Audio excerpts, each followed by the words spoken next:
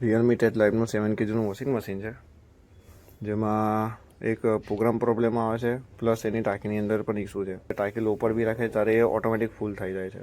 Compulsory A ફૂલ જ થાય છે, જેનાથી કપડાં બી બહુ વાર લાગે છે, જેના લીધે ટાઈમ બી વધી જશે અને જે થોડા ટાઈમ પછી જે કપડાં ધોવા જોઈએ ને એ બી નહીં થાય, એમાં લોંગ ટાઈમ લેશે.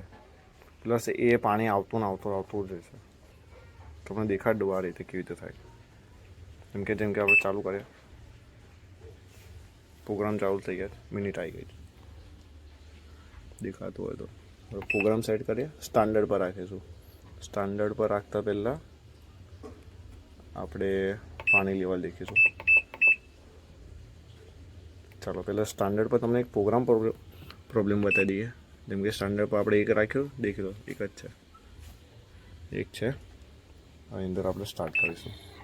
એટલે ખાલી પાણી પડે છે, સર્કિટું ફરતું નથી. કદાચ એવું બી હોય કે કદાચ આપણે આ બંધ કરીએ પછી ફરે, પણ એવું પણ નથી. તમને દેખાતું હોય તો આ ફરતું નથી, સમજ્યા?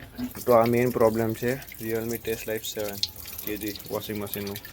હવે બીજો પ્રોબ્લેમ એ છે, પોઝ કરીશું. બીજો પ્રોબ્લેમ એ છે કે જ્યારે આપણે આ જે પાણી આવે છે ને, જે આપણે વોટર લેવલ આપણે પોતાના એડજસ્ટ પ્રમાણે કરી દઈએ. જેમ કે 10 છે, રાખીશું 1. આપણે 1 રાખ્યું છે, બરાબર.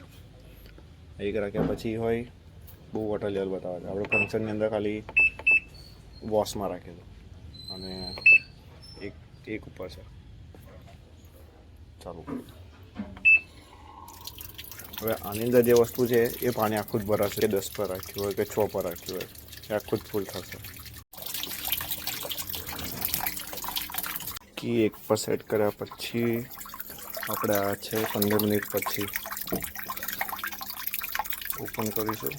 આની અંદર હજુ 12 મિનિટ દેખાડે છે. જેમ કે આપણે 13 મિનિટ ઉપર સેટ કરી ગયા હતા, તો પણ 12 બતાવે છે. અને ટાંકી આપણે 1 પર સેટ કરી તે છતાં પાણી તમે જોઈ લો કેટલું છે, અડધા કરતાં ઉપર છે. ખબર પડતી હોય એ કપડું બી આપણે નાખ્યું હતું. તો પછી આ પ્રોબ્લેમ છે સાહેબ.